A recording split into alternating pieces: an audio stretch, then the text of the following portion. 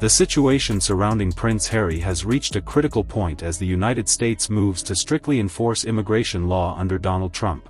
A June 12, 2026 deadline has been set for the Department of Homeland Security to determine issues linked to his visa, including concerns raised by the Heritage Foundation about statements in his memoir Spare. Without diplomatic backing or special consideration, Harry is now required to prove his legal status like any other foreign resident, placing him under significant legal scrutiny. At the same time, financial pressure is steadily increasing. Major commercial agreements with Netflix and Spotify have either ended or are approaching expiration, reducing key income sources. Meanwhile, the high cost of maintaining their Montecito lifestyle, particularly the reported $3 million annual security expense, continues to place a heavy strain on resources. Rising property costs and ongoing legal expenses are adding further pressure, making long-term sustainability more difficult. Efforts to regain support from King Charles III, including attempts at reconciliation and a softer public tone, have not shifted the monarchy's position. Under the influence of Prince William, the royal family has maintained a firm policy that Harry and Meghan Markle are private citizens with no official or diplomatic role. As the deadline approaches, Harry is facing a combination of legal uncertainty and financial strain without institutional backing, marking a clear transition from royal protection to full personal responsibility. Simultaneously, the main income streams supporting Prince Harry and Meghan Markle have significantly declined. Their $100 million deal with Netflix is set to expire in September 2026 without renewal, and projects like Polo and With Love, Meghan failed to meet key performance targets. The earlier end of their $20 million Spotify agreement further weakened their financial position and brand value. Meghan's venture as ever is also underperforming, facing unsold inventory and struggling to reach expected profit levels, partly due to limited market reach and high operating costs. Financial pressure has been intensified by legal setbacks. Harry's unsuccessful bid for UK-funded security led to an estimated £1.5 million in legal costs, while ongoing cases involving news group newspapers continue to add expenses. Some estimates suggest total legal costs reaching £38 million, largely covered by inherited funds from Princess Diana and Queen Elizabeth, the Queen Mother, which are now declining. These challenges appear to be driving Harry's outreach to King Charles III, as he seeks support amid growing financial and legal strain. At the same time, his situation has evolved into a formal legal issue in the United States. A June 12, 2026 deadline requires authorities to decide on his immigration status, following a case pushed by the Heritage Foundation. Under the administration of Donald Trump, officials have made clear that no special treatment will apply. If discrepancies are found in statements referenced in his memoir Spare, Harry could face consequences similar to any other foreign resident, including possible visa issues or further legal action. The potential revocation of Prince Harry's O-1 visa or spousal status has placed him in a more difficult legal position in the United States. With increasing pressure from Washington, he is now facing immigration scrutiny without the diplomatic protection he once relied on.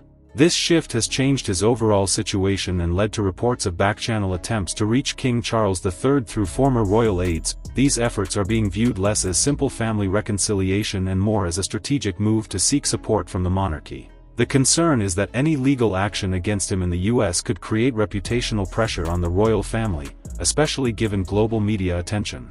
However, the palace has maintained a clear position of distance, treating his legal matters as personal and separate from the institution. Prince William is reported to have reinforced this approach, emphasizing that Harry's situation is a private issue of a foreign resident, not a royal responsibility. The royal family has also indicated that intervening in a U.S. legal process would go against diplomatic norms and protocol. As a result, the monarchy continues to remain detached, leaving Harry to face the approaching legal deadline independently, with no official support or involvement from the crown. The financial and psychological strain is becoming increasingly clear in the shifting tone from the Sussex office, as Prince Harry has begun softening his criticism of the royal family in an apparent effort to open space for negotiation ahead of the June 12 deadline. This change reflects a tactical adjustment, with Harry trying to reposition himself around themes of public service and contribution, hoping to offset growing legal scrutiny. However, without any backing from the British Foreign Office, he remains exposed to a U.S. administration determined to enforce a strict no special treatment policy. At the same time, Buckingham Palace has moved decisively to formalize its distance. Under the authority of King Charles III and with strategic direction from Prince William, a clear framework has been established that defines Harry and Meghan Markle strictly as private citizens with no official or diplomatic role. British embassies and officials have been instructed that any engagement with the couple is to be treated as a personal matter, not something connected to the United Kingdom's interests. This approach, often described as a wall of silence, ensures that Harry's ongoing legal and financial challenges are viewed entirely as his own responsibility. By maintaining this firm separation and even limiting references to him in official materials and communications, the monarchy is sending a consistent message to both governments and the public. Harry no longer operates within the institution, and any consequences he faces are independent of the crown. A clear distinction has emerged that while Prince Harry remains connected to the royal family by blood, his institutional role has effectively ended. Under King Charles III, a review of how royal titles are used in commercial activities has led to new rules preventing any branding that suggests state endorsement. This has created tension with Meghan Markle's business ventures and media projects, limiting their ability to rely on royal status for commercial value. This approach has increased Harry's isolation. Efforts to arrange a meeting with the king during official visits have not materialized, reflecting a deliberate adherence to protocol. With influence from Prince William, the monarchy has moved toward a more firm and structured separation, focusing on a future independent of the Sussexes' involvement. As legal and financial pressures continue, the Sussex strategy appears to rely more on public messaging and appeals to family connections. Their communication tone has shifted toward themes of service and contribution, likely aimed at improving perception and reopening informal support channels. However, reactions remain cautious, with many questioning the timing given ongoing challenges. In response, Buckingham Palace has maintained a strict boundary between private family matters and official responsibilities. The position is consistent: personal ties do not lead to restored privileges or state support. This underscores a broader reality that without an active institutional role, titles alone do not provide legal or financial protection, leaving Harry to manage his situation as a private individual. The king's tightly controlled schedule and the complete absence of any Sussex-related engagements in the official itinerary confirm that the institutional separation is absolute. Prince Harry appears to be engaging in a high-stakes attempt at emotional leverage with an institution that has already moved on.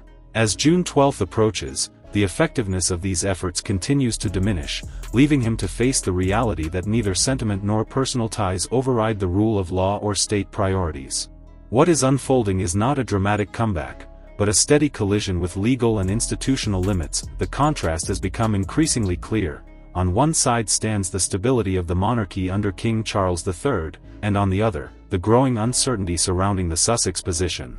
The separation is now total, leaving Harry confronting both a legal challenge in the United States and ongoing financial pressure. The shift from a protected royal role to life as a private individual is complete, and the June 12 immigration deadline represents a critical checkpoint in that transition. With the U.S. administration signaling strict enforcement, Harry faces heightened legal scrutiny without diplomatic backing. At the same time, financial strain continues to build, with major deals ending in high expenses, especially security, placing pressure on long-term sustainability.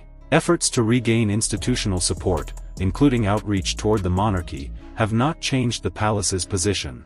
Under the influence of Prince William, the royal household has maintained a firm boundary, ensuring that personal matters do not become institutional obligations. As a result, Harry's situation now reflects a broader reality. Titles alone do not carry legal or financial protection without an active role within the institution. The monarchy has continued forward with a more streamlined, service-focused approach, while Harry remains in California navigating legal processes and financial challenges independently. The events of 2026 mark a decisive turning point, reinforcing that his future will be defined not by royal association, but by the same legal and economic conditions faced by any private individual.